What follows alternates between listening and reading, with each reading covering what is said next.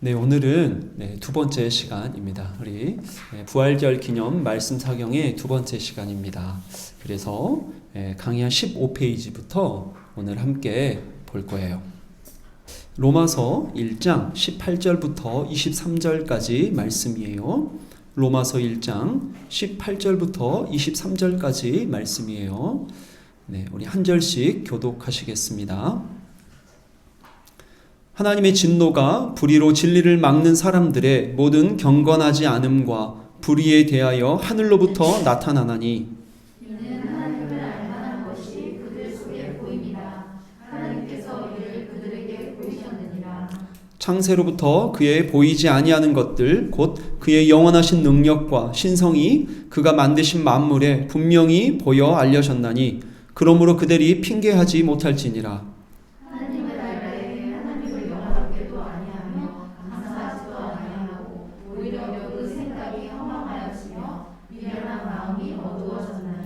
스스로 지혜 있다 하나 어리석게 되어 썩어지지 아니하는 하나님의 영광을 썩어질 사람과 새와 짐승과 기어다니는 동물 모양의 우상으로 바꾸었느니라. 아멘. 네, 우리는 어제 다시 복음을 들어야 됩니다 라고 배웠죠. 왜죠? 한번 들었을 때 부족할 수 있기 때문이고, 그리고 한번 믿고 이렇게 복음을 알았다고 해서 그 복음 가운데 굳게 서서 사는 것은 아닐 수 있기 때문이었어요. 그리고 또 우리는 복음을 다시 들으면서 자신의 믿음을 확증하고 점검할 수 있다고 그랬고요. 그리고 복음은 반복해서 들을 때 은혜요, 우리의 믿음이 자라는 은혜의 복음이라 그랬어요. 그래서 우리가 자신의 믿음을 돌아보면서 말씀에 비추어서 사도 바울이 고린도 교회 성도들에게 지금 헛된 믿음 혹은 잘못된 믿음에 대해서 경계하고 있잖아요. 그래서 우리가 정말 확실하게 믿나? 그래서 믿음의 객관적인 점검의 좌표가 뭐라 그랬어요? 내가 한 게 아니라 그리스도께서 역사 안에서 객관적으로 성취하신 사건, 나를 위해서 성취하신 사건, 그것을 내가 확실하게 믿고 신앙 고백한다면 그 십자가 죽음이 화목제물 대신 죽음이다. 나 대신 내가 받아야 될 죄의 형벌을 대신 받으시는 죽음이다 라는 걸 믿는다면 우리가 그 믿음 때문에 구원을 받는 거라 그랬어요. 근데 믿음의 확증은 여기에만 그치지 않죠. 반드시 이 엄청 어마어마한 이 예수 그리스도의 십자가의 은혜는 어떤 열매를 맺을까요? 바로 거룩의 열매. 예수님의 영이신 성령님께서 내주하심으로 말미암아 우리의 삶 가운데 거룩한 열매가 맺혀요. 그래서 누가 가장 이 거룩의 열매를 알아본다 그랬죠? 가장 가까운 사람. 가장 가까운 사람이 이 거룩의 열매를 알아봐요. 그래서 연애할 때는 모르다가도 결혼해서 6개월만 살아보면 알죠. 이제 이 사람이 어떤 사람이구나. 이런 걸 다 알게 되잖아요.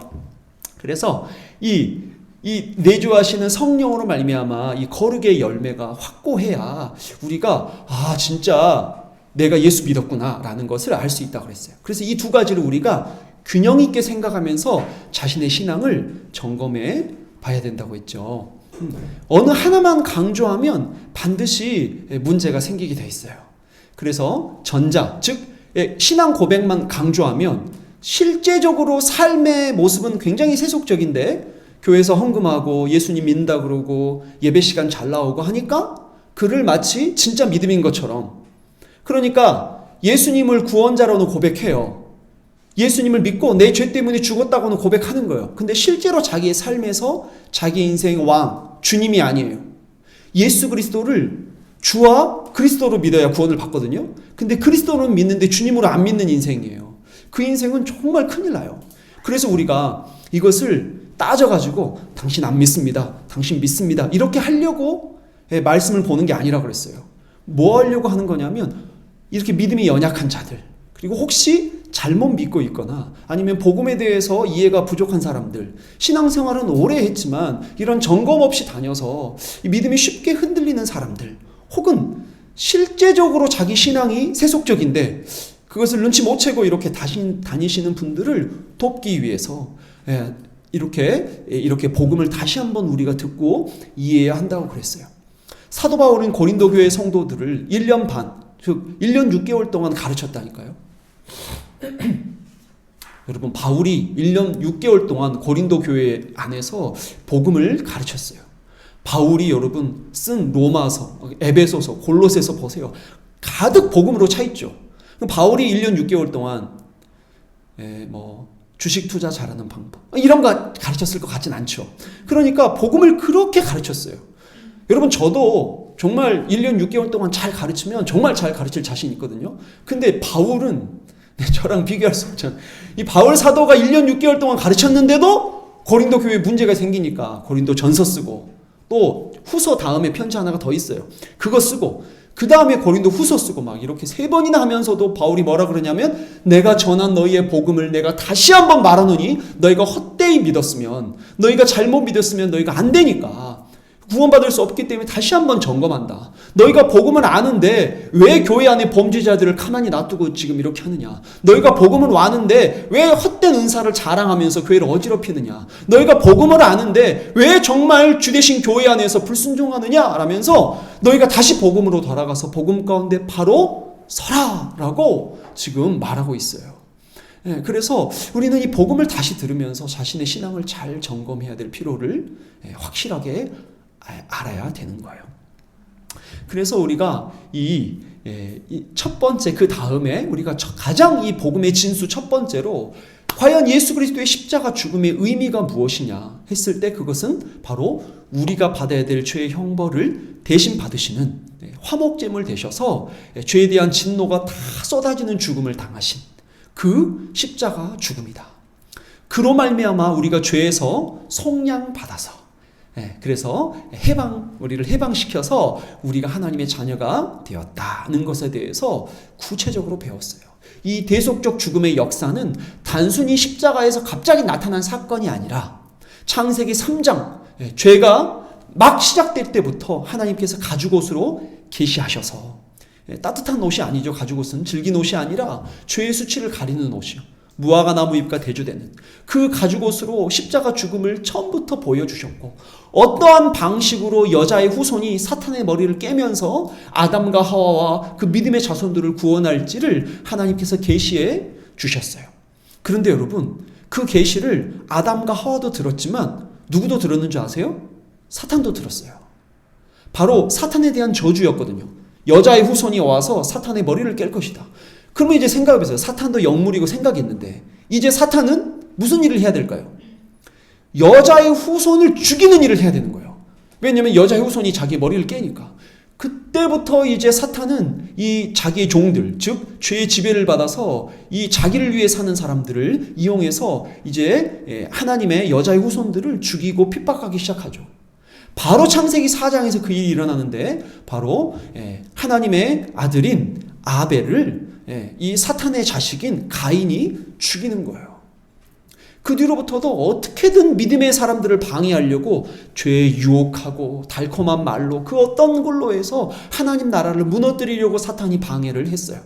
그리고 마치 메시아인 그리스도가 왔을 때도 사탄이 하나님 나라를 끝까지 방해하는 것처럼 보여졌어요. 바로 가룟 유다를 이용해서 예수님을 죽임으로써 사탄의 계획이 성공한 거였어요.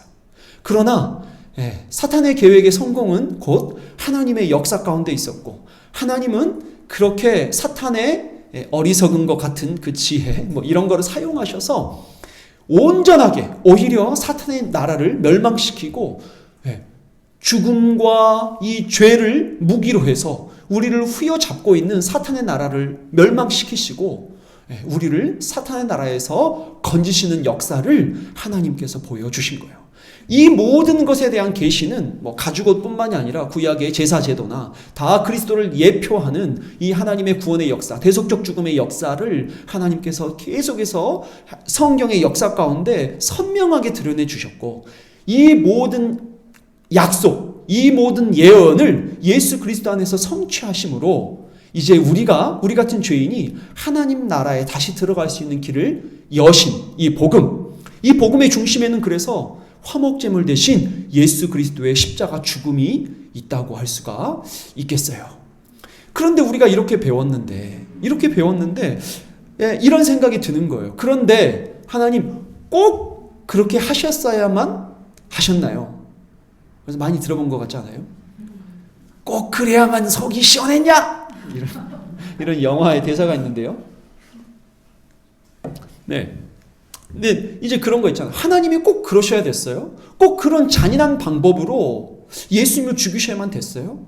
이것을 이 비웃는 사람들, 믿지 않는 사람들은 하나님에게 죄목을 적용하는데 무슨 죄를 적용하는 줄 아세요? 아동학대, 자신의 아들을 죽였다 해가지고. 이 말도 안 되는. 네. 우리는 정말 이 하나님의 사랑을 생각할 때 이렇게 이 모든 죄인 된 인간들은 막 이런 별 생각들을 한단 말이에요. 근데 우리도 한번 진짜 다시 한번 생각할 필요가 있어요. 하나님이 그렇게 하실 정도로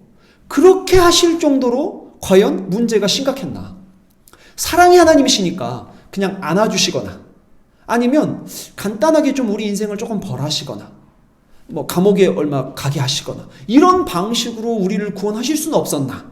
하나님은 전능하시다면서요. 이렇게 그냥 용서해 주시면 안 되는지라고 물을 수가 있겠죠. 이에 대해서 성경은 그렇게 질문한다면 아직도 죄가 하나님 앞에서 얼마나 심각한지, 하나님의 거룩은 얼마나 우리 인간과 달라서 초월적인지, 혹은 그 죄의 엄중함이 심각한지를 모르는 것이다 라고 말하고 있어요. 그래서 우리가 오늘 읽었던 하나님의 진노에 대해서 하나님께서 얼마나 오늘 본문 20절에 보니까 창세로부터 그의 보이지 아니하는 것들 곧 그의 영원하신 능력과 신성이 그가 만드신 만물에 분명히 보여져 알렸나니 그러므로 그들이 핑계하지 못할지니라 하면서 이 죄의 목록이 다 나오면서 하나님께서 이 죄, 불의에 대해서 진노하신다라고 말하고 있는 거예요. 그런데 우리가 현실적으로 살아가는 이 시대 안에서는 정말 성경을 경시하는 풍조가 심각하여서 몇몇 교회 안에서조차 이 진지하게 죄에 대해서 잘 다뤄지지 않고 또 이 성경에 근거하지 않고 어떤 인간의 감정에 기반해서 하나님과 구원의 은혜를 생각하고 이렇게 재단하고 오히려 하나님까지 판단하려는 모습을 보여요. 사실은 아담과 하와 이후에 모든 사람의 지식은 이미 타락했기 때문에 우리의 지식은 우상 제조기요. 그리고 우리가 우리의 지식으로 성경에 반해서 생각하지 않고는 도저히 하나님을 이해할 수가 없을 거예요. 제가 진짜 어릴 때 이제 이성적 사고를 좀 하고 난 다음부터는 아버지께 질문을 굉장히 많이 했어요. 아버지, 저는 하나님께서 우리를 전적으로 사랑한다는 사실을 굉장히 믿기 힘듭니다. 감정적으로는 제가 믿어지는데요. 근데 제 머리로는 정말 잘 안 믿어지는 것 같아요. 하나님, 아버지. 왜 도대체 하나님은 죄인으로 우리를 태어나게 하셔놓고, 즉 지옥 갈 수밖에 없도록 우리를 디자인하셔놓고 왜 지옥 보내시냐? 이거 너무 하나님 나쁜 분이다. 나는 지금 그 어릴 때부터 목사들로 태어나가지고 세뇌당해서 예수님 믿고 있는데 세뇌든 어쨌든 저는 그래서 믿어서 좋아요. 나는 이제 천국 간다니까. 근데 도대체 아버지, 예수님 믿기 전에 태어난 사람들이나 아니면 조선시대 사람들이나, 조선시대도 그 조선시대 때는 들어왔죠, 기독교가. 그 전 사람들을 왜 그 전 사람들은 지옥 가냐? 도대체 뭐 때문이냐? 착한 사람들 도대체 그 사람들은 왜 지옥 가냐? 아니 저 아프리카의 불쌍한 사람들 태어나가지고 굶어서 죽는 것도 불쌍한데 지옥까지 간다면 도대체 얼마나 불쌍합니까? 이렇게 질문을 막 했던 적이 있었어요. 제가 나중에 이제 복음을 알고, 제가 하나님 앞에서 얼마나 부끄럽고, 그렇게 말했던 이제 하나님께서 그때 당시에 제 입을 안 찢으셔가지고 다행이다. 이놈아, 네가 지금 무슨 말을 하는지를 모르는구나 하시면서 하나님께서 당장 죽이지 아니하셔서 이제는 이제 그런 말 안 하고 살아야겠다 이렇게 생각하고 있어요. 주 안에 사랑하는 여러분, 성경이 근거하는 방식으로 하나님을 이해해야만이 우리가 하나님의 빛 아래에 있는 거지, 성경 위에서 우리가 하나님을 판단하고 생각할 수는 없는 거예요. 그래서 이 시간 한번 죄에 대한 하나님의 진노가 얼마나 심각하며 우리의 죄가 얼마나 심각한지, 또 우리가 얼마나 자격 없는지에 대해서 같이 한번 살펴보려고 합니다. 한번 넘겨볼까요? 먼저 죄가 무엇이냐? 죄가 도대체 무엇이길래 반드시 예수 그리스도의 십자가 죽음이 필요한가에 대해 살펴봅시다.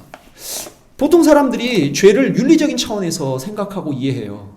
윤리적인 차원에서 이해한다면 이제 정말 문제가 생기는데 기준이 없다는 거예요. 그리고 시대마다 기준이 변하죠. 그래서 이제 사회적 합의에 의한 어떤 죄를 시대가 만들잖아요. 여러분 재밌는 게 정치나 법률이나 다 뭐에 따라 영향을 받냐면 대중성의 영향을 받아요. 즉 문화의 지배를 받아요. 그래서 과거에는 죄인 것들이 지금은 죄가 아닌 게 많죠. 간음이 죄였어요, 사회적으로. 근데 지금은 아니에요. 뭐가 더 중요하냐면 개인의 성적 결정권이 더 중요하대요. 그래서 더 이상 간음이 죄가 아니에요. 그렇죠? 그러니까 기준이 없어요, 기준이. 기준이 뭔지 아세요? 많은 사람들이 좋아하는 거. 그게 대중성이에요. 그러니까 이제는 성경이 기준이 아닐 때는 이 죄에 대한 판단 기준을 잃어버리는 거예요. 그래서 죄를 단순히 윤리적으로 이해할 때는 이제 그렇게 큰 죄라는 생각을 못해요. 꼭 예수 그리스도의 십자가 죽음이 필요하다는 생각도 못하고, 그리고 자신의 삶도 이 십자가 복음에 비춰서 생각하지 못하니까 죄의식도 크지 않을 수 있어요. 예를 들어서 설명해 볼까요? 교회 밖에도 좋은 사람들 많습니다.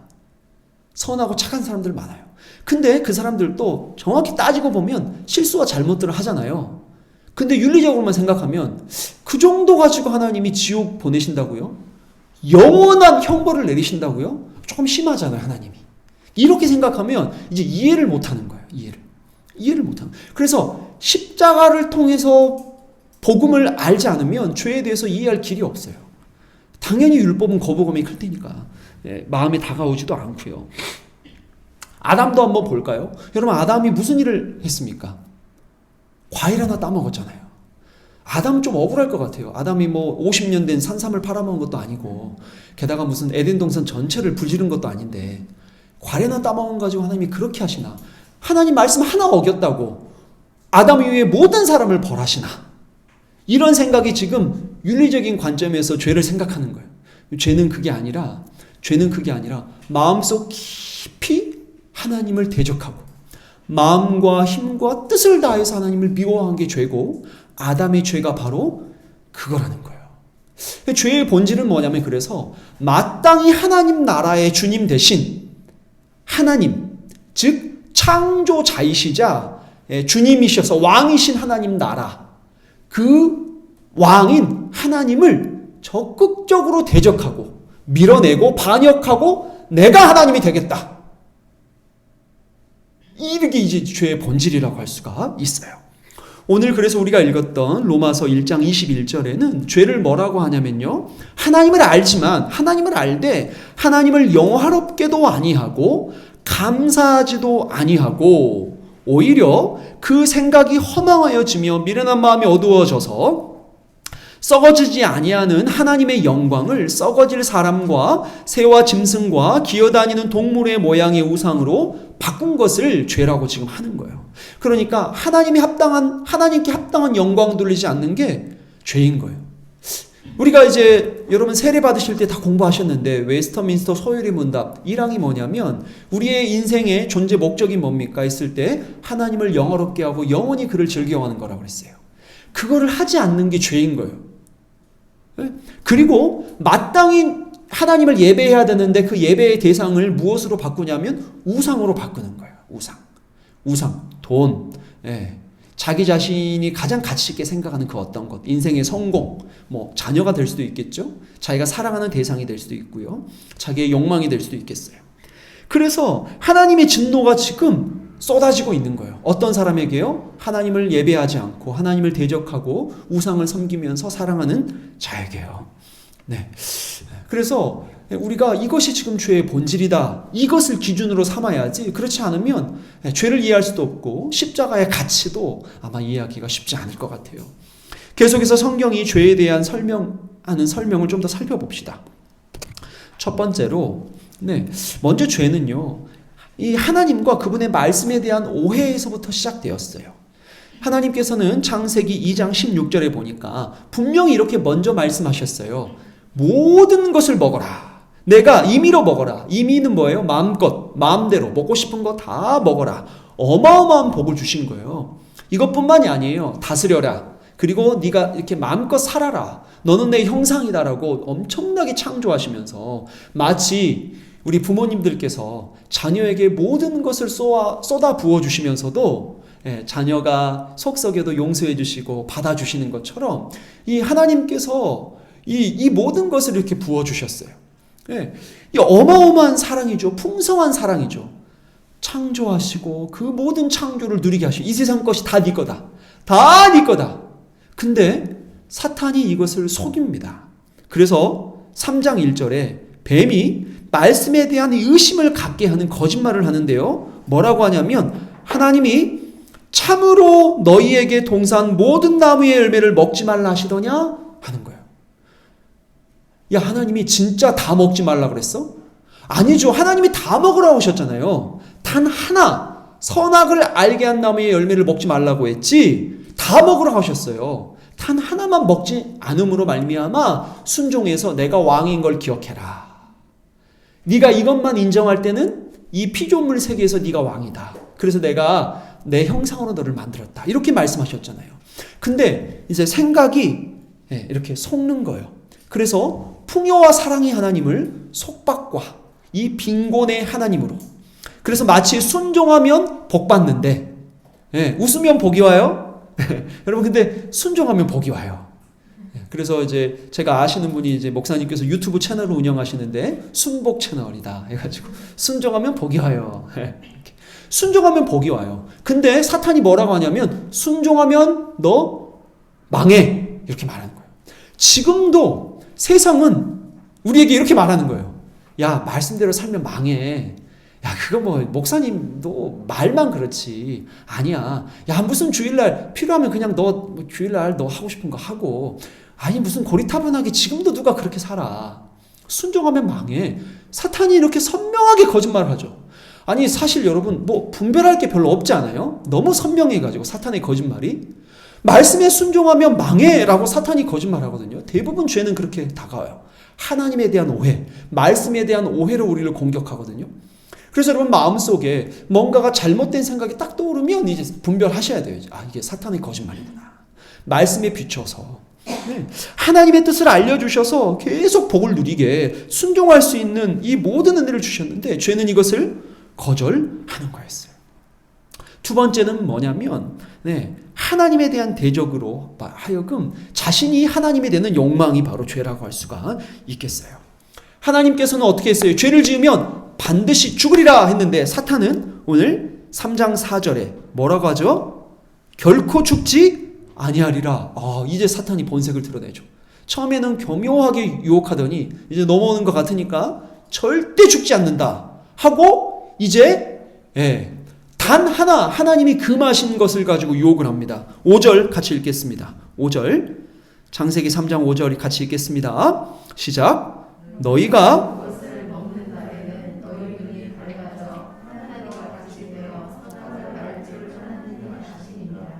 이게 무슨 말이에요?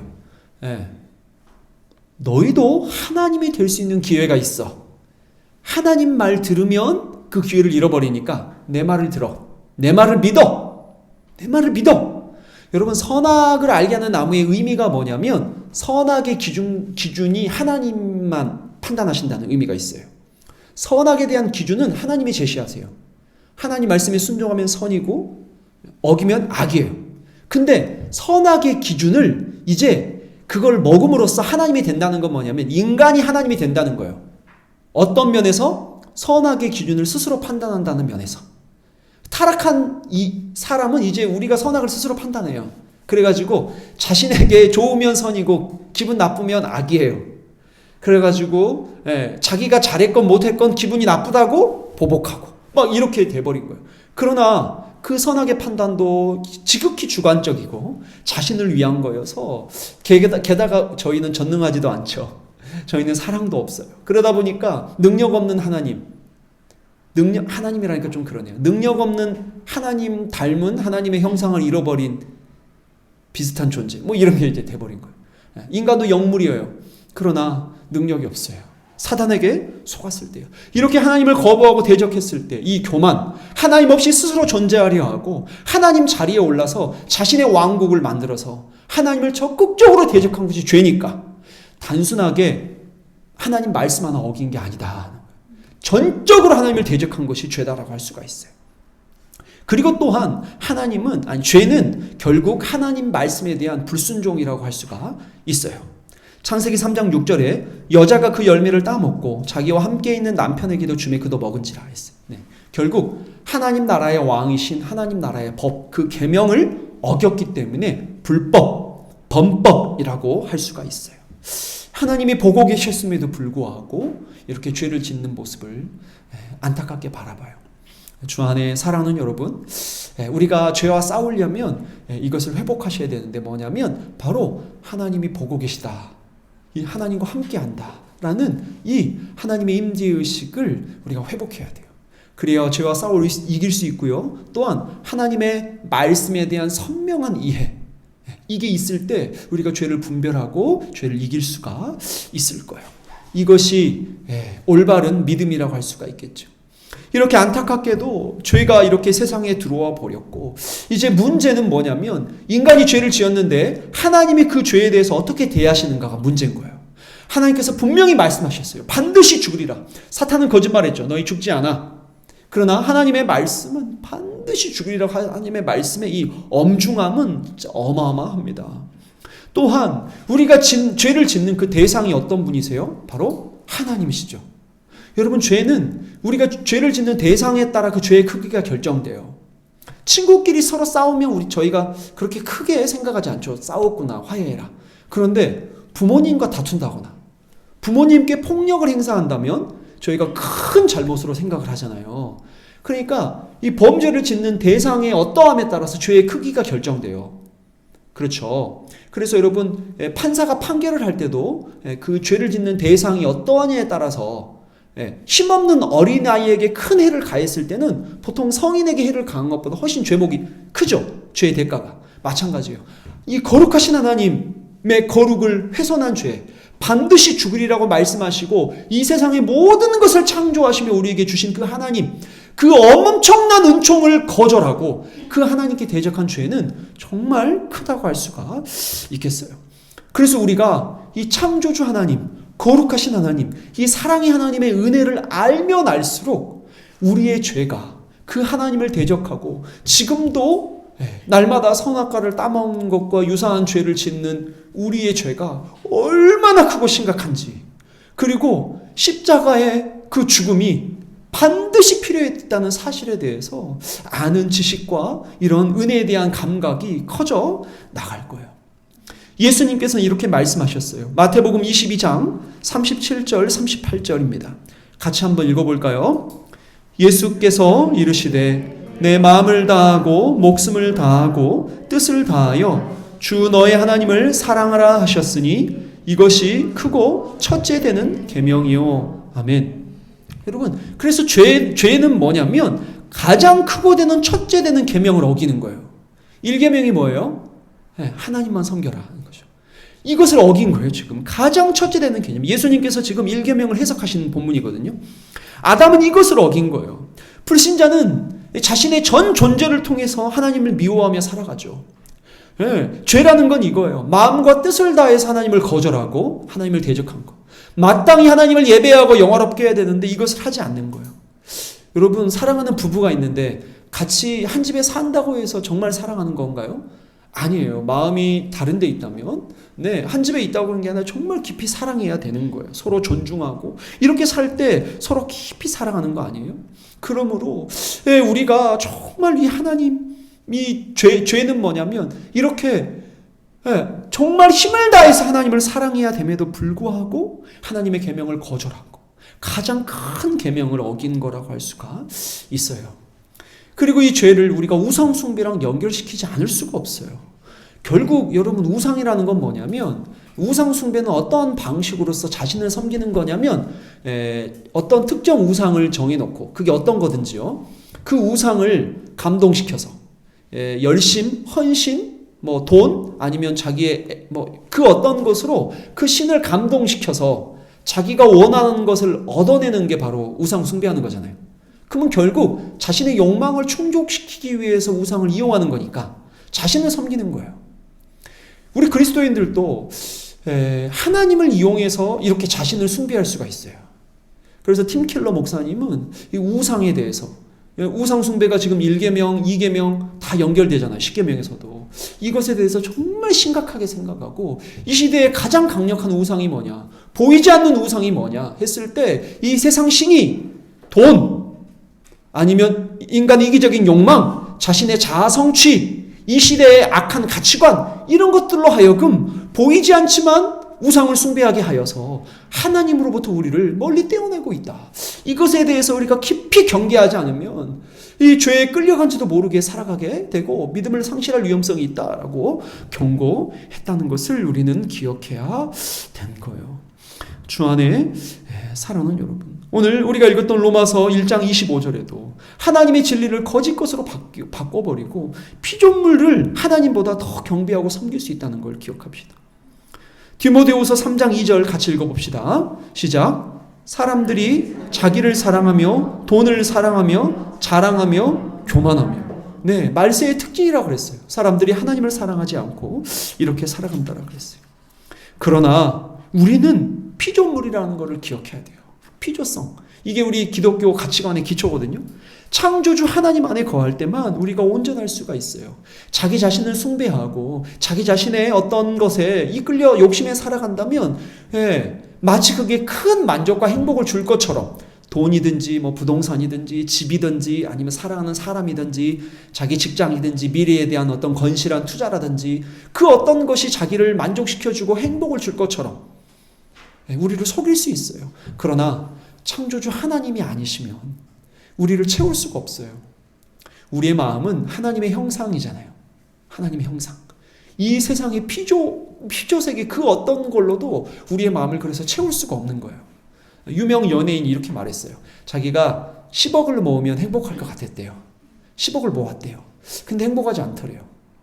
그래서 명예를 가지면 행복할 것 같았대요. 그래서 열심히 노력해서 정말 유명한 노래들을 만들어서 세계적인 명성을 얻었대요.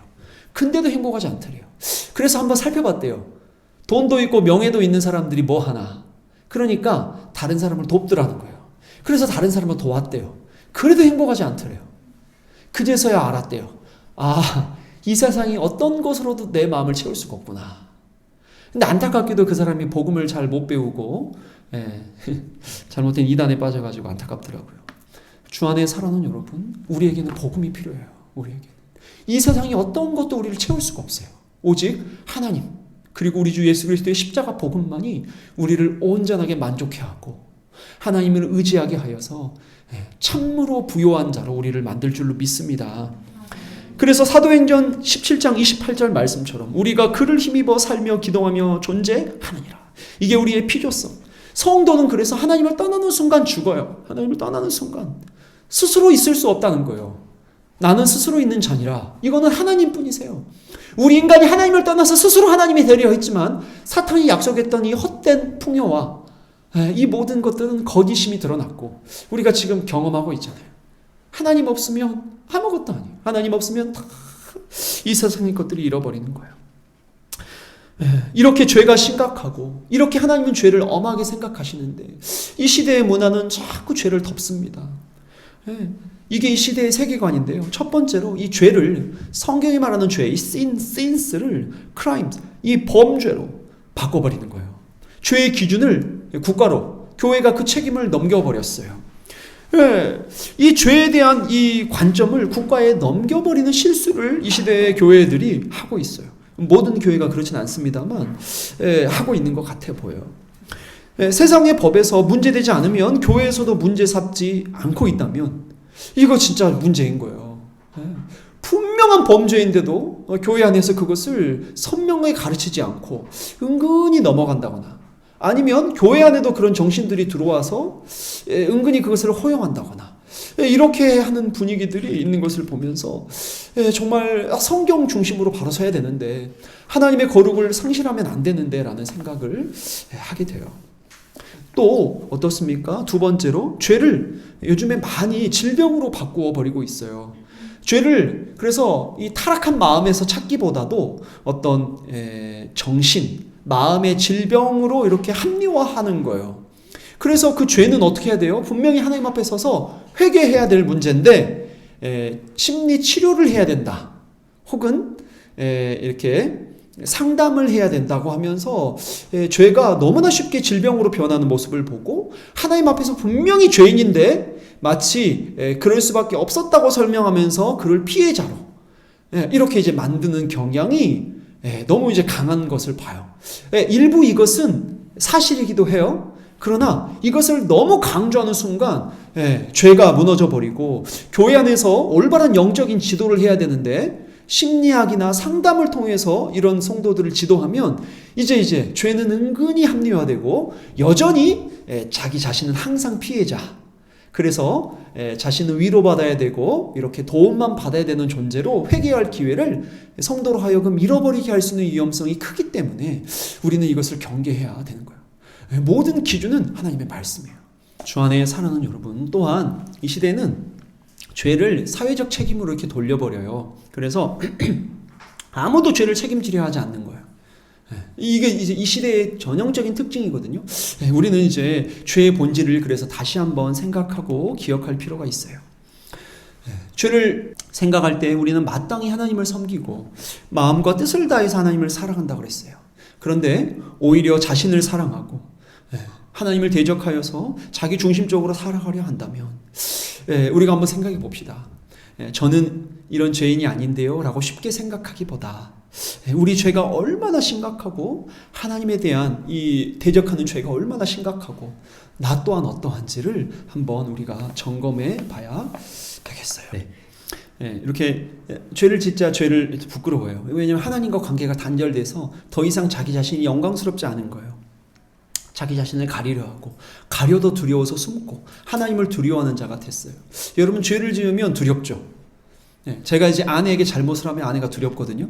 저희 아내 정말 유하고 정말 부드러운데도 죄를 지으면 아내가 두려워. 이게 이제 죄된 본성 때문이에요. 감사합니다. 그리고 또한 죄의 지배를 받는 죄의 종, 사탄의 종이 되어버렸어요. 바로 이 창세기 6장에 하나님께서 구속사 안에서 큰 심판을 보이시는데 아마 그 노아의 홍수 심판이 최종 심판에 대한 구속사적 모형이라고 할 수도 있겠죠. 근데 하나님께서 6장에서 이렇게 말하고 있어요. 사람이 마음으로 생각하는 모든 계획이 항상 악하다. 항상 악하다. 포악함이 가득하다라고 말하고 있어요. 요한일서 3장 8절에는 죄를 짓는 자는 마귀에게 속하나니 마귀는 처음부터 범죄함이라.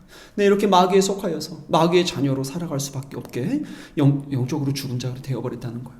또한 하나님 없이 살아가기 때문에 어떻습니까? 그 특징이 있어요.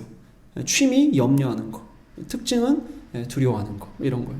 마치 하나님 없는 사람이 하나님 없는 삶이 영적으로 죽은 자가 하나님 없는 삶이 얼마나 비참하고 괴로운지 말하다가 벌레를 먹어서 숨을 못 쉴 것 같은 이 고통과 어려움처럼 이렇게 하나님 없는 삶은 정말 비참하다고 할 수가 있어요. 근데 이제 왜 그러냐면 창세기 3장 24절에 하나님이 그 사람을 쫓아내시고 그랬잖아요. 어디에서 쫓겨났냐면 바로 에덴 동산에서 쫓겨났던 거예요. 에덴 동산에서. 하나님 나라 밖으로 쫓겨났을 때 이제 그게 뭐냐면 하나님의 인도하심과 보호하심과 돌보심으로부터 이렇게 완전히 이렇게 배제된 거라고 할 수가 있겠죠. 그리고 이제 사람은 원래는 정말 지혜로웠는데 지혜가 없어요. 스스로 근데 지혜 있다고 한다는 게 또 문제죠. 그래서 이렇게 어리석게 살게 되었다는 거예요. 그래서 여러분 지금 우리가 이렇게 살아가는 모든 것이 다 죄 때문이다. 죄 때문이다 라고 생각할 수가 있어요. 근데 여러분 이제 19페이지인데요. 진짜 더 심각한 게 있어요. 그게 뭐냐면 지금도 하나님의 진노가 부어지고 있다는 거예요. 로마서 1장 18절 읽어보겠습니다. 시작. 하나님의 진노가 불의에 대하여 하늘로부터 나타나는 이렇게 내버려 두심의 저주. 하나님의 진노가 가장 강력하게 나타나는 이 창세기 이 1장 18절 이후에 내버려 두심에 대한 저주가 나오는데 그게 바로 하나님께서 더 이상 은혜를 베푸시지 않는 거예요. 그래서 이 부끄러운 더러움, 부끄러운 욕심과 상실한 마음을 그냥 내버려 두신대요. 죽음의 길로 가고 있는데 막지 않으신다는 거예요. 이게 하나님의 적극적인 진노라고 할 수가 있어요. 하나님께서 길이 참으시고 하나님의 진노를 유보하셨잖아요. 그래서 인생이라는 기회를 주셨는데 그 인생이 점점 죽음의 길로, 즉 지옥으로 향해 가는데 하나님께서 간섭하지 않으신다면 이거는 내버려 두심에 대한 저주가 지금도 하나님이 심판하시고 있는 거구나 라고 할 수가 있어요. 그런데 반대로 우리는 어때요? 하나님의 내버려 두심의 저주가 아니라 간섭하시는 은혜라고 할 수가 있어요. 하나님께서는 하나님의 자녀들을 그냥 내버려 두지 않으시고 적극적으로 간섭하세요. 그래서 나 같은 죄인이 어떻게 여기까지 왔나라고 생각할 때 하나님께서 수백 번, 수천 번 간섭하셨구나. 믿음으로 살지 못하고 날마다 선악을 알게 하는 열매를 먹는 것 같은 죄를 짓는 에덴 동산의 그 범죄가 반복되는 제 인생 가운데서도 하나님이 그냥 놔두지 아니하시고 간섭하셔서 하나님께서 다시금 믿음으로 서게 도와주셨다는 거예요.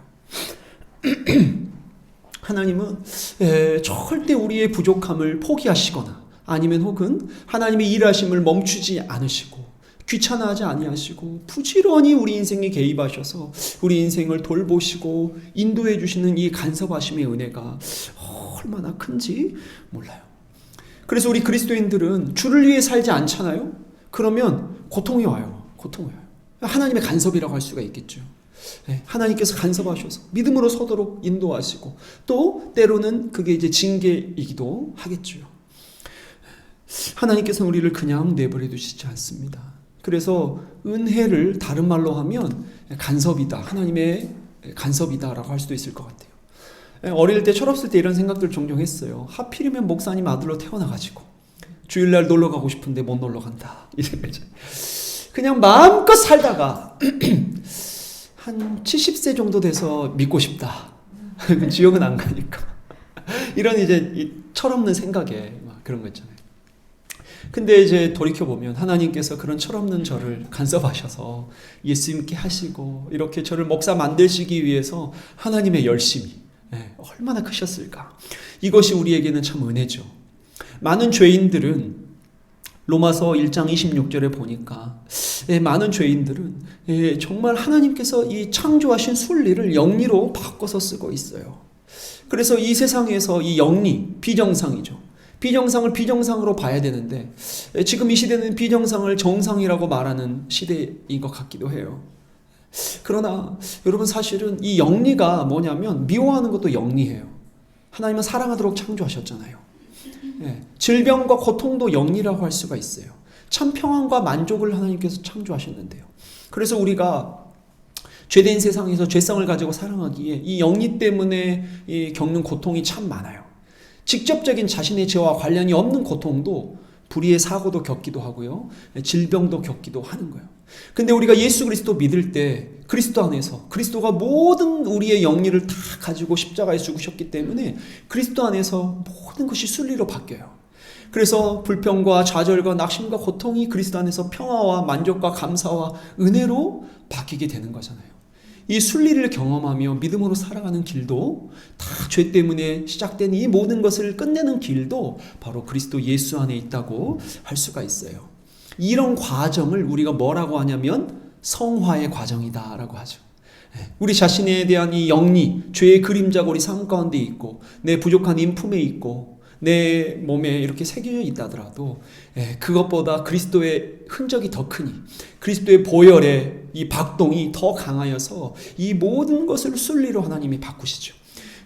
때때로 그래서 우리가 그것을 거부하기도 하고 죄된 본성이 무지하여서 그것을 고통스럽게 생각하기도 할지라도 이 선하신 하나님, 우리를 위해서 자기 아들을 내어주시기까지 우리를 사랑하시면서 모든 우리의 영리를 해결하시고 죄를 해결하신 그 하나님의 사랑에 감동될 때 우리가 이제 우리의 인생을 이해하죠. 그래서 인내해야 되는구나.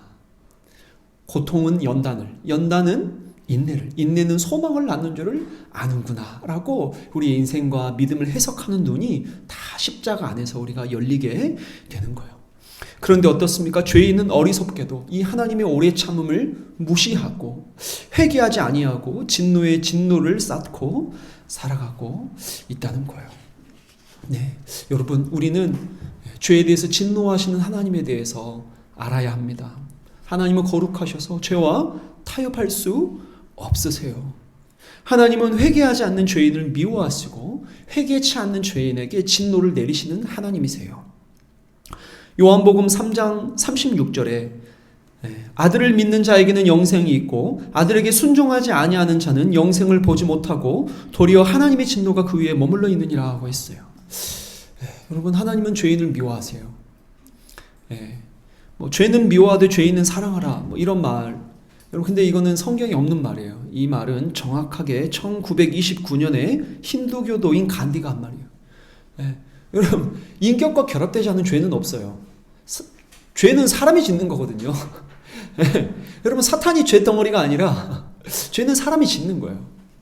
그래서 우리가 진짜 이 데살로니가 1장 8절 9절 말씀 같이 한번 읽어봅시다. 19페이지 가장 아래부터 연결되어 있습니다. 시작. 하나님을 모르는 자들과 우리 주 예수의 복음에 복종하지 않는 자들에게 형벌을 내리시리니 이런 자들은 주의 얼굴과 그의 힘의 영광을 떠나 영원한 멸망의 형벌을 받으리로다. 지금 성경이 엄히 경계하고 있고 우리는 십자가에서 그것을 봅니다. 그래서 죄에 대한 하나님의 진노는 인간의 어떠한 진노와 같지 않아요.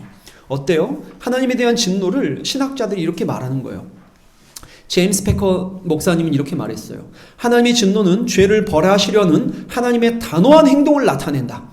그것은 죄인들에 대한 삼위 하나님의 사랑만큼이나 그분의 인격적 정서적 태도의 표현이다. 그것은 불경건함과 도덕적 악에 대한 하나님의 증오를 적극적으로 보여주는 것이다. 했어요. 그래서 이 죄에 대한 하나님의 거룩한 속성에서 나오는 일관되고 확고한 적대와 거부, 이것이 바로 죄에 대한 하나님의 진노라고 할 수가 있어요.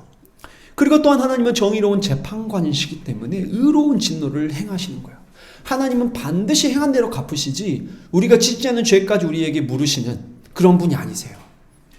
그리고 또한 하나님의 진노는 사랑하는 우리가 하나님을 섬기지 않고 우상을 섬길 때 나오는 우리를 사랑함으로 말미암아 발현되는 하나님의 질투라고 할 수가 있어요. 그래서 종종 우리의 우상 숭배가 성경에서 간음으로 묘사되거나 아니면 직접적으로 하나님께서 우상 숭배한 자들에게 심판하여 진노의 피와 질투의 피를 내게 돌리고 에스겔서에 이렇게 말씀하신 것을 보죠. 하나님은 이 언약 백성들을 사랑하시기 때문에 그 사랑을 지키기 위해서 하나님을 배신하고 죄를 짓는 자들에 대해서 진노하시는 거예요. 그래서 이것을 성경에서 우리는 이 모든 것이 성경에 가득 차 있다는 것을 또한 알 수가 있습니다. 그래서 하나님은 반드시 죄인에 대해서 진노하신다는 것을 우리는 기억해야 돼요. 그러므로 이제 묵상과 적용입니다. 잘 기억합시다. 우리가 죄를 혹시 합리화하고 있지 않나요? 너무나 쉽게 죄를 당연하거나 이 시대가 그렇다고 해서 우리도 그것을 자연스러운 것으로 받아들이고 있지는 않나요? 혹시 불순종이라는 아담의 죄에 깊이 물들어서 살아가고 있지 않나요? 혹시 하나님의 말씀과 또 목사와 교회가 지도하고 이렇게 인도할 때 그것을 거부하고 있지는 않나요? 너무 개인주의화된 신앙생활을 하다 보니까 교회의 영적 지도와 성경 말씀에 대한 하나님의 이 옆에 성도들의 정말 진실된 권면을 너무 쉽게 거부하고 네가 뭔데 그러나 목사님이 왜 나한테 이러나 간섭하지 마세요. 신앙생활은 하나님과 나의 관계잖아요. 이렇게 쉽게 말하는 게 지금 얼마나 큰 죄고 하나님의 성령의 인도하심과 역사를 무시하는 것인지. 물론 이 권면은 정말 지혜로워야 돼요. 나중에 교회론 때 다루겠지만.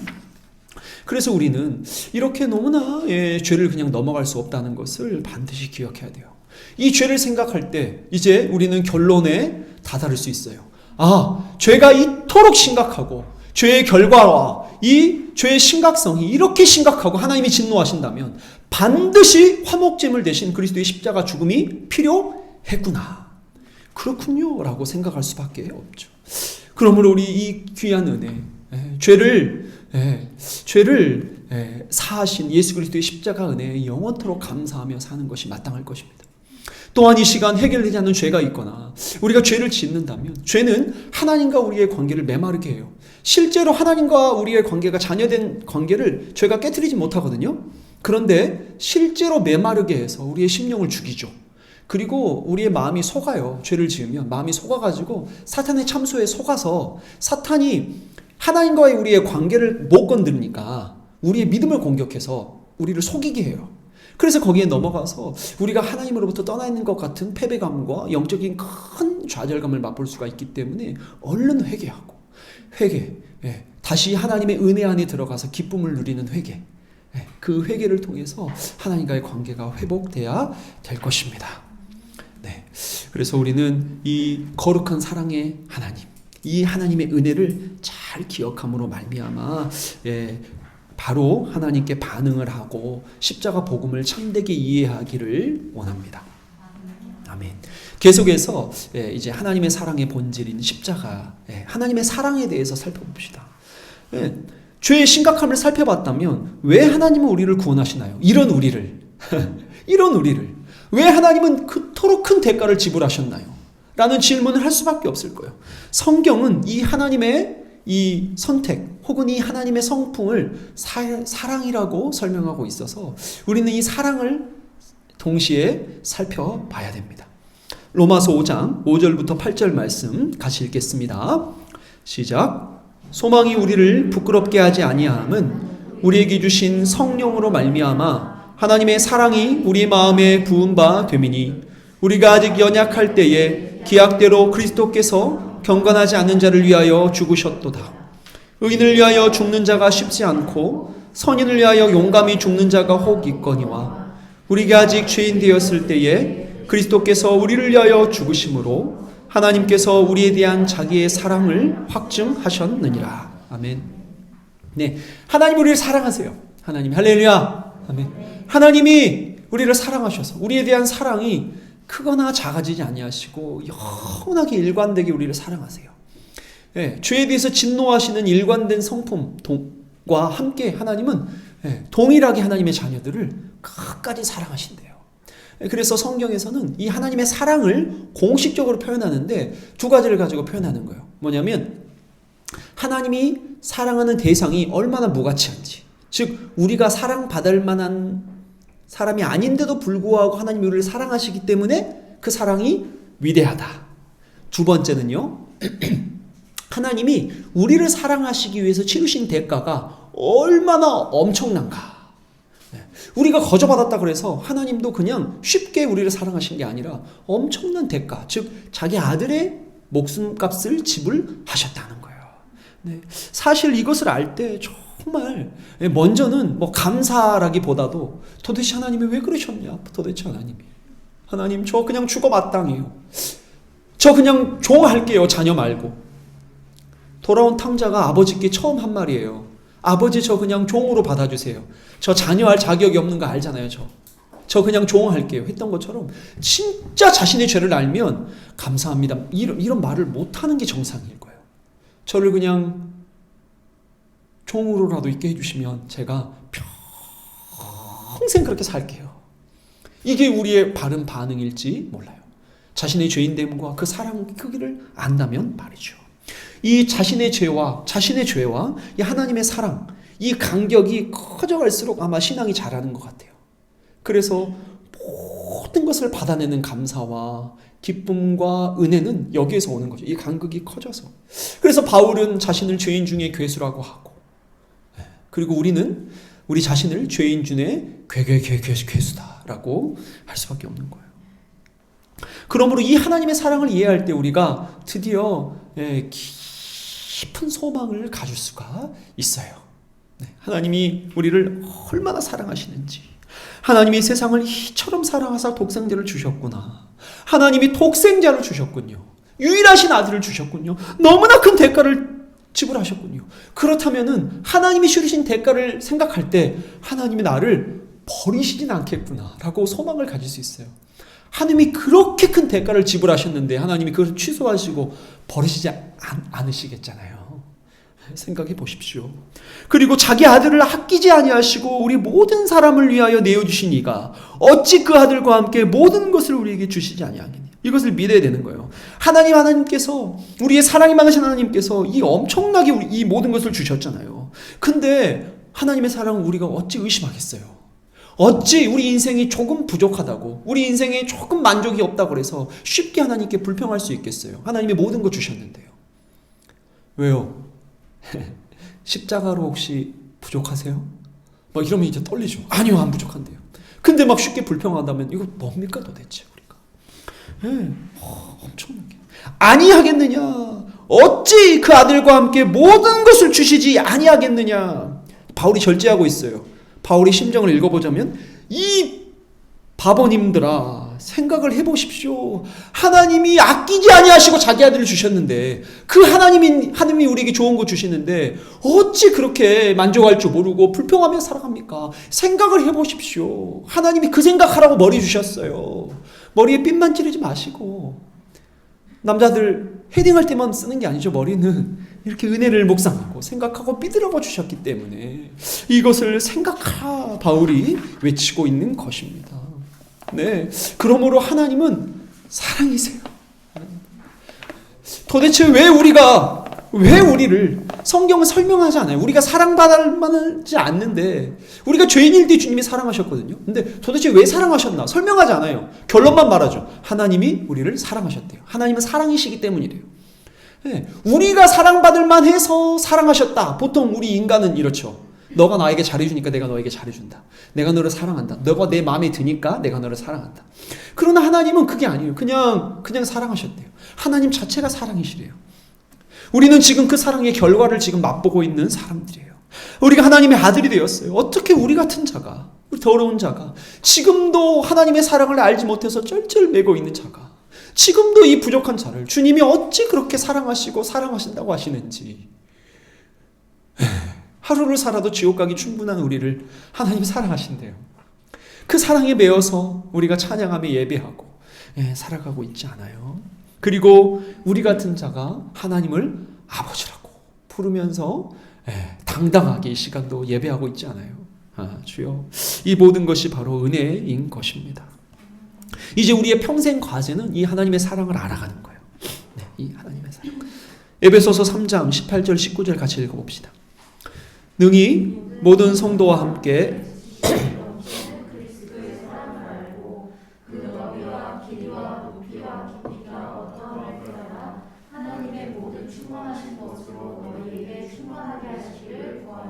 아멘. 네, 능히 모든 성도와 함께 교회 안에서 하라는 거죠. 교회 안에서 지식에 넘치는 성경적 지식에 중심에 두고 그리스도의 사랑을 아는 거예요. 사람이 지식으로는 알 수 없는 지식을 교회 안에서 그리고 성경이 말하는 이것을 알아는 거예요. 그래서 그 너비와 그 길이와 그 높이와 깊이가 어떠함을 깨달으라는 거예요. 깨달으라는 것은 믿으라는 거죠. 믿어서 하나님의 모든 충만하신 것으로 너희가 충만해지기를 내가 원한다. 바울이 지금 에베소 교회를 향해서 기도하고 있는 기도의 내용이거든요. 여러분, 우리가 이런 모든 지식 가운데서 이 그리스도의 복음을 아는 지혜로 충만해지기를 원합니다. 정말 그리스도를 아는 지식, 복음을 아는 지식, 이 죄에 대한 감각, 하나님의 거룩을 아는 지식이 편협하고 부족하다면 한치도 믿음은 성장하지 않아요. 자신의 눈에 들어오는 것은 세상이고 세상의 가치관일 거예요. 그래서 우리가 성경을 알아가면서 하나님에 대한 지식 안에서 자라가야 되는 거예요. 이것뿐만이 아니에요. 하나님의 사랑은 성경 전체에 가득하 있어요. 한번 볼까요? 창조에 하나님의 사랑이 나타났는데 그것은 하나님이 우리를 형상으로 지었다는 거예요. 하나님의 형상. 왜 여러분 하나님의 형상으로 지은 게 특별하냐면 이 세상의 유일한 존재이기 때문이에요. 하나님의 형상으로 지음받은. 우리만 하나님 닮아서 천사도 우리를 흠모한다 그랬어요. 심지어 하나님보다 조금 못하게 지었다고 시편 기자가 말하죠. 거의 하나님. 그러니까 아담이 유혹이 넘어갈 만했어요. 왜냐하면 자신의 존재가 워낙 위대하니까. 그 정도로 교만할 만했을 정도로 인간이 가진 위대함이란. 지금 우리가 조금 지식이 부족하지만 만약에 우리가 하나님 나라 완성돼서 천국에 가면 아마 우리의 지혜는 엄청날 거예요. 그래서 천국 가면 정말 더 다양한 직업군이 있을 가능성이 크다. 그래서 이 인간의 지혜로 말미암아 더 풍성한 하나님 나라, 더 재밌고 지금보다 훨씬 즐겁고 재밌고. 저는 사실 천국에 가서 노래만 할 거라고 생각하지 않거든요. 그럼 전 지금도 목 아픈데 노래하다가 막 벌레 먹고 막 9시에 출근해서 노래하고 목 아파가지고 퇴근해가지고 집에 오면 도라지 차 마시고 다음날 또 출근해서 또 찬양하고. 여러분, 하나님의 이 창조와 풍성함을 그렇게 제한시키지 말고 천국 가면 정말 다양한 삶이 있을 것 같아요. 제가 확정하지 않고 같다 그랬어요. 저도 잘 몰라요. 근데 이제 합리적으로 생각했을 때, 성경이 계시하는 하나님의 성품을 생각할 때, 이 모든 지식에 하나님의 형상으로서 하나님이 하는 모든 것을 같이 하고, 단 피조물이 한계는 있겠죠. 하나님은 아니니까 아무리 천국 가도. 그래서 이 모든 하나님 나라의 복을 누리는 거예요. 이게 바로 하나님이 우리를 사랑하시는 거. 뭐 이런 거 있잖아요. 그 뭐 영화에서도 보니까 딱 그 부자가 자기 사랑하는 사람에게 이렇게 카드를 딱 주면서 사고 싶은 거 다 사. 아, 네가 나를 사랑하는구나. 딱 아죠. 저도 우리 아내가 딱 저한테 여보, 내가 돈 벌어 올게. 와, 우리 아내가 나를 사랑하는구나. 내 목회만 전념할 수 있겠구나. 막 이렇게 거기서 사랑이 확 더 크게 느껴지는 거 있잖아요. 네. 진심이 아니지만 진심이에요. 또한 하나님께서 우리에게 순종할 수 있는 길을 열어서 계속 복을 누리게 하신 것도 사랑이에요. 그래서 너가 선악을 알게 나무의 열매를 먹지 않으면 이 복을 계속 누릴 수 있다라고 친히 복을 누릴 수 있는 방법까지도 친절하고 자세하게 가르쳐 주셨어요. 게다가 너무나 배부르고 만족스러웠기 때문에 선악을 알게 나무의 열매 자체는 유혹이 되지 않았어요. 그러니까 이게 하나님의 큰 사랑이라고 할 수가 있어요. 저는 지금도 이해가 안 가요. 왜 그걸 드셨는지 우리 아담 할아버지께서. 네. 그러나 저는 우리 아담 할아버지를 천국에서 절대 왕따 시키지 않겠습니다. 네. 하나님은 사랑으로 우리를 돌보시고 우리는 사랑으로 하나님께 순종하며 살아가는 거예요. 이 사랑의 관계를 잘 보여주는 게 또 뭐냐면 하나님이 타락 가능성을 허용하신 하나님의 허용적 사랑이에요. 하나님이 원하신 사랑은 사람의 자발적 선택에 의해서 자발적으로 하나님을 사랑하기를 원하셨고 그만큼 우리를 인격적으로 대하셨기 때문이에요. 또한 하나님께서 감수하신 사랑은 거역할 가능성을 허용한 희생적 사랑. 왜냐하면 그 사람이 거역해서 치르신 그 대가도 하나님이 치르시기 때문에 하나님의 사랑이라고 할 수가 있어요. 네. 하나님이 그 타락의 과정 중에 개입하지 않으셨어요. 막지 않으셨어요. 그것도 사랑이라고 할 수가 있어요.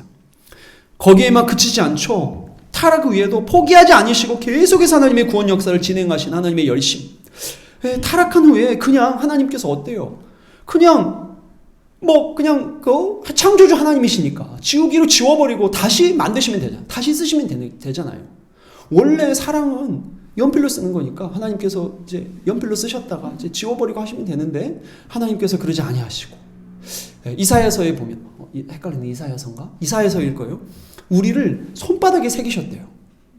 원래 문신은 손바닥에 잘 안 하는데 하나님께서는 우리를 얼마나 사랑하셨는지 우리를 손바닥에 새기셨다.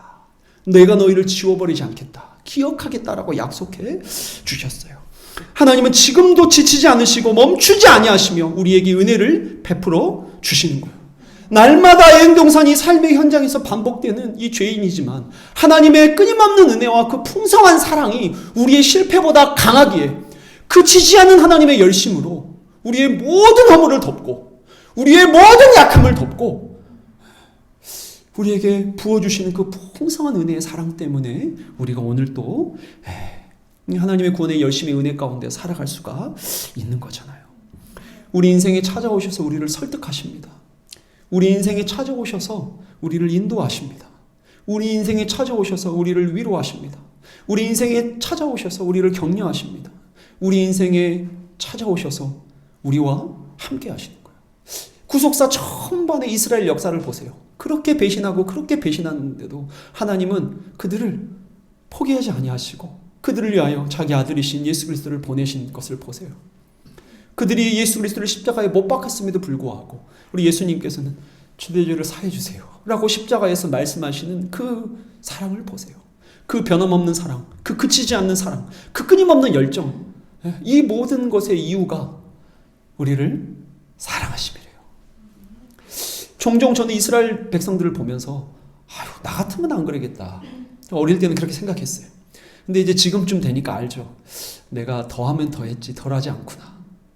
어릴 때 쉽게 타락하는 목사님들을 보면서 청년 때나 어릴 때는 어떻게 목사님이 저러지? 근데 지금도 연소하지만 이제 조금 알 것 같아요. 주님이 은혜로 붙잡아 주시지 않으면 나도 충분히 그럴 수 있는 존재구나. 큰 교회 목사님들을 쉽게 종종 젊은 신학생들이 비판하는데 제가 지금쯤 되니까 쉽게 그런 말을 못 하겠어요. 왜냐하면 내가 만약에 10만 명 모이는 교회 목사라면 나는 더 할 것 같은데. 그 정도 힘과 권력이 있고 말 한마디에 수많은 사람들이 다 이렇게 인사하고 그렇다면은 야, 나도 그럴 수 있겠다는 생각을 하게 돼요. 주님의 은혜가 아니면 여러분 우리가 정말 설 수 있습니까? 하나님의 사랑과 은혜 아니면 설 수 없죠. 이스라엘 백성을 그래서 볼 때 우리를 택하신 것이 되다가도, 그러니까 그들이 수없이 배신하니까 이해되다가도 다시 한번 저를 보니까 하나님의 은혜밖에 없어요. 하나님의 은혜. 여러분 옆 사람 쳐다보세요. 이렇게 이렇게 예쁜 거 별로 있나요? 보니까 이렇게 길게 못 쳐다보시죠. 그러니까 그만큼 이상하다는 거예요. 그만큼. 네. 주님은요 우리를 사랑하셔서 우리와 언약을 맺으셨어요. 성경 본문 보실래요? 신명기 7장 8절. 여호와께서 다만 너희를 사랑하심으로 말미암아 또는 너희 조상들에게 하신 맹세를 지키려 하심으로. 이게 뭐냐면 하나님께서 아브라함에게 하신 언약, 그 약속을 지키려고 하나님께서 이스라엘 백성들을 구원하신대요. 그리고 에레미야 31장 33절에도 그러나 그날 후에 내가 이스라엘 집과 맺을 언약은 이러하니 하나님께서 새 언약을 맺어주실 때 나는 그들이 이제 율법을 못 지키니까 아예 율법을 너희 마음에 새기겠다. 내 성령으로 하여금 너희들을 완전히 변화시키겠다. 그래서 나는 그들의 하나님이 되고 그들은 내 백성이 될 거라라고 하나님께서 말씀하세요. 그러니까 이게 뭐냐면 언약이라는 것은 하나님께서 우리와 관계 맺는 방식이거든요. 하나님이 우리를 책임질 이유가 하나도 없는데 하나님이 우리와 언약 관계를 맺으셔서 스스로 우리에게 매이셨어요.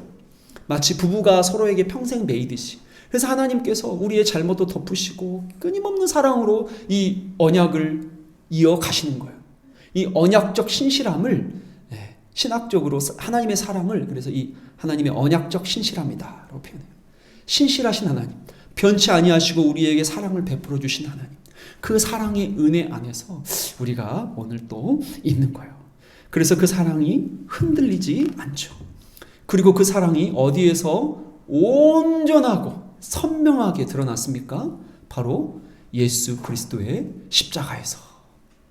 그래서 우리가 십자가가 전부구나, 내 인생 전체와도 바꿀 수 없구나 라고 고백하게 되는 거예요. 26페이지 넘겨보시면 그것뿐만이 아니라 이제 하나님 나라 완성될 때 예수님이 재림하실 때 종말의 모든 새롭게 함에도 하나님의 사랑을 나타내셨는데 그게 바로 뭐냐면 하나님께서 우리와 함께 하신다는 거예요.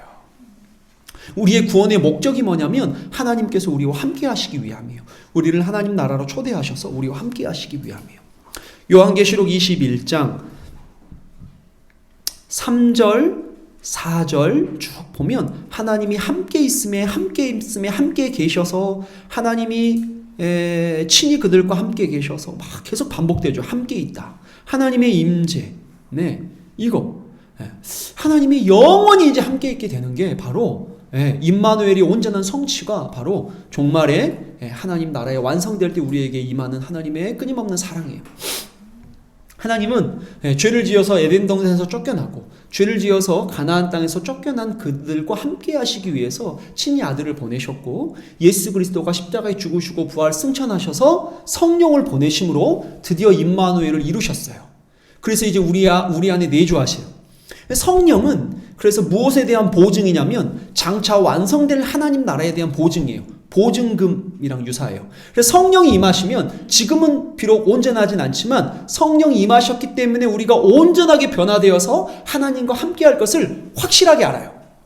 그래서 성경은 어떤 맥락에서 그래서 이것을 성령으로 인쳤다, 도장 찍었다 하는 거예요. 하나님이 딱 도장 찍어줬어요. 이제는 하나님 나라가 완성되면 이제 성령이 도장 찍었으니까 이제 우리의 이 구원은 성령 하나님의 인도하심 가운데 완성되거든요. 우리의 어떠한 실수나 죄도 이것을 멈출 수가 없어요. 하나님의 사랑에서 끊을 수가 없어요. 이제 성령께서 예수 그리스도의 재림으로 말미암아 삼위 하나님이 영원히 우리 안에 함께 하실 때 하나님은 이제 월세, 전세 이런 거 아니고 집 사가지고 다 오시는 거예요. 그 천국의 집을 소망하면서 우리가 살아가는 거예요. 거기에는 눈물도 없고요. 다시는 사망이 없고요. 감사하기는 장례식, 장례 예배 없어요. 이런 거 없어요. 다 아픈 것 없고 모든 것이 지나갔고 나는 그의 하나님이 되고 그는 내 아들이 되리라.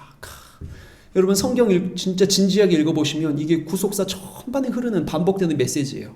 나는 그의 하나님이 되고 그는 내 아들이 되리라. 다른 말로 표현하면 내가 너와 영원히 함께하리라. 네. 내가 너의 복이다. 네. 아브라함이 약속하셨던 모든 하나님 나라의 복이 이렇게 정말 성취되는 거예요. 하나님은 정말 지독하게도 우리를 사랑하셨대요. 그러므로 우리 한번 점검해 봅시다. 많은 사람들이 하나님의 사랑을 오해하는 거예요. 하나님의 사랑은 우리가 경험하고 마음으로 느껴서 안다고 오해하는 거예요. 하나님의 사랑의 본질을 오해하는 거예요. 그러나 여러분 이런 어떤 마음의 어떤 감정, 물론 이게 중요합니다만은 그 이전에 먼저 이 객관적으로 이 세상에 보여진 진리, 즉 예수 그리스도의 십자가 사역으로 말미암아 나타난 이 진리가 우리를 향한 하나님의 사랑을 보여줘요. 우리가 그것을 확고하게 믿잖아요. 그러면 감동이 오고 은혜를 경험함으로 말미암아 확증하게 되는 거예요. 그래서 우리가 단순히 수련회 갔다거나 아니면 찬양할 때 눈물 흘렸다고 해서 그거를 이제 하나님을 경험했다고 단순하게 말하기는 조금 무리가 있어 보여요. 한 유명한 연예인이 본인이 회심했던 이야기를 쭉 하는 것을 봤는데요. 제가 들으면서 이제 하나님의 사랑이 막 시작되었구나. 이제 복음을 배워야겠다 저 사람이. 이런 생각이 들었어요. 그거는 진짜 하나님 제대로 믿는다고 하기 힘들 것 같아요. 이제 막 하나님을 경험한 것 같더라고요. 근데 그 믿음은 언제든지 무너질 수 있는 믿음이거든요. 복음 안에서 단단히 자라지 않으면 보통 그런 식으로 하나님 경험해가지고 복음이 온전히 안 되어지면 이단에도 잘 빠지고 나중에 믿음을 잃어버리는 경우도 상당히 많으니까요. 그래서 우리는 이 온전한 그리스도의 십자가 사역을 믿을 때, 그 교리를 믿을 때 성령이 역사하셔서 그 믿음 안에서 하나님의 사랑을 경험하고 풍성한 은혜로 나아갑니다. 제가 그 전자의 예를 들었던 것을 완전히 무시하는 건 아니에요. 그러나 시작일 뿐이라는 거예요. 시작일 뿐. 그래서 복음을 배워가고 믿음이 자라가야 되죠. 두 번째로는 하나님에 대한 사랑의 근거를 오해해가지고 마치 우리가 하나님 앞에서 뭔가를 해야만 하나님이 우리를 사랑하신다고 오해하는 거예요. 그렇지 않죠. 하나님의 사랑은 하나님의 사랑을 위해서 우리가 노력한다면 어떤 노력도 하나님께 받아들여질 만큼 완전하진 않죠. 네, 하나님의 사랑에 도달할 수가 없어요. 하나님은요 창세 전부터 우리를 사랑하셨대요. 이제 이것이 바로 이 은혜, 은혜, 하나님의 선택 교리거든요. 선택 교리. 하나님이 이유가 없어요. 하나님 우리를 사랑하셨대요. 하나님 우리를 사랑하셨대요. 우리 어떠함이 아니라 하나님 우리를 선택하셨대요. 그리고 끝까지 우리를 붙드신대요. 네, 그래서 하나님의 사랑을 얻으려고 발버둥 칠 필요가 없어요. 우리가 할 필요 없어요. 하나님 우리를 사랑하신대요. 믿으세요. 십자가 복음이 선포될 때 믿으십시오. 그 사랑을 누리십시오. 그리고 그 사랑에 감동해서 주를 위해 사시면 돼요. 기쁨으로 주를 위해 나아가면 돼요.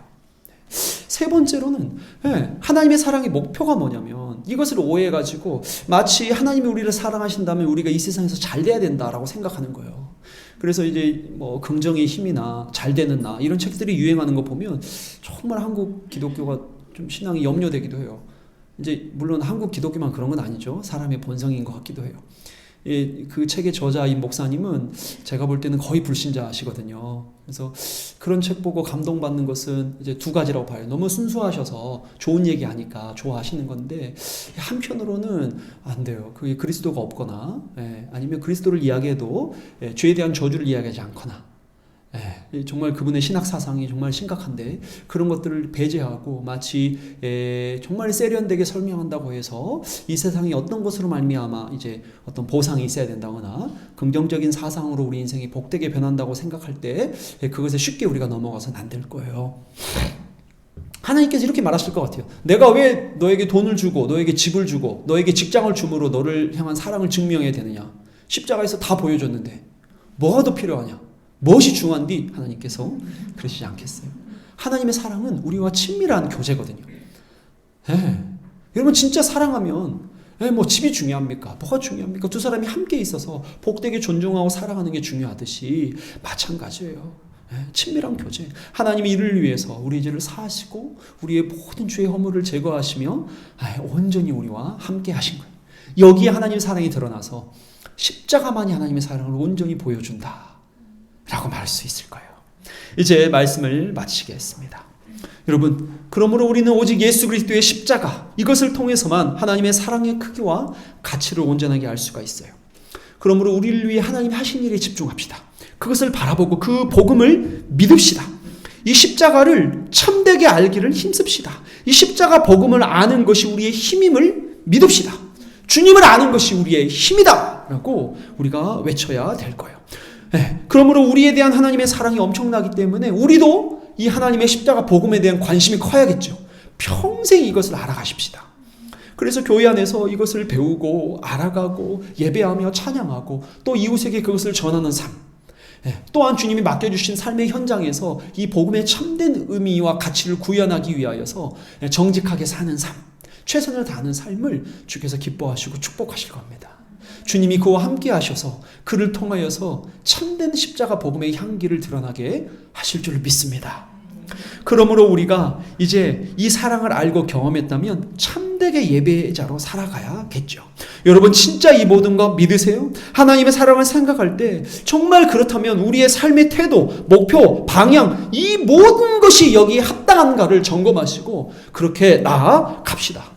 정말 믿고 산다면 미친 듯이 그 사랑에서 주를 위해 살아야 될 텐데, 예배자로 살아야 될 텐데, 혹시 우리의 삶의 중심의 방향이 하나님을 향한 예배가 아니면 어떻게 할까요?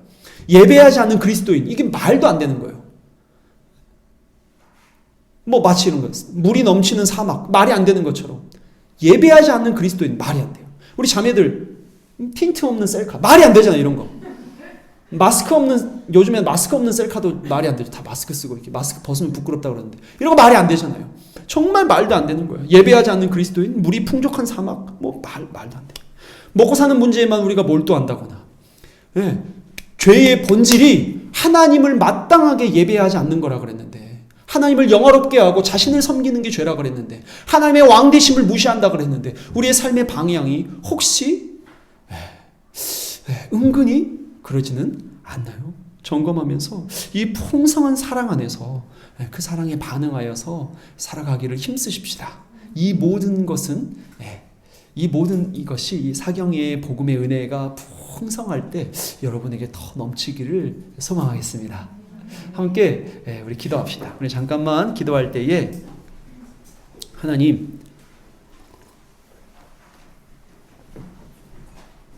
예배자로 살기 원합니다. 주님과 함께하기 원합니다. 주님께서 우리에게 주신 십자가 은혜의 그늘 아래서 내가 만족하렵니다. 오늘 또 우리를 향한 풍성한 사랑과 은혜와 공의를 그치지 아니하시고 우리 인생에 개입하셔서 우리를 돌보시고 인도하실 뿐만이 아니라 간섭하시며 때로는 강력하게 인도하셨는데 철없을 때 그것이 버거웠지만 이제는 그것이 진정한 주님의 사랑임을 믿습니다. 또한 오늘 또 복음을 들으면서 다시 한번 십자가 앞에 섭니다. 그 하나님의 거룩 앞에서 자신의 죄를 바라보게 도와주시고, 또한 더불어서 온전히 선명하게 드러나는 그 십자가 사랑 앞에서 나의 모든 것을 내려놓고 주님의 사랑의 교제 안에 깊이 들어가게 역사하여 주시옵소서. 내 삶을 누르고 있는 삶의 문제들을 초월하여서 온전하게 빛난 십자가의 영광이 내 삶을 지배하도록 성령의 시간 붙잡아 주시옵소서. 이렇게 우리 한번 주님 한 번 부르고 함께 기도합니다.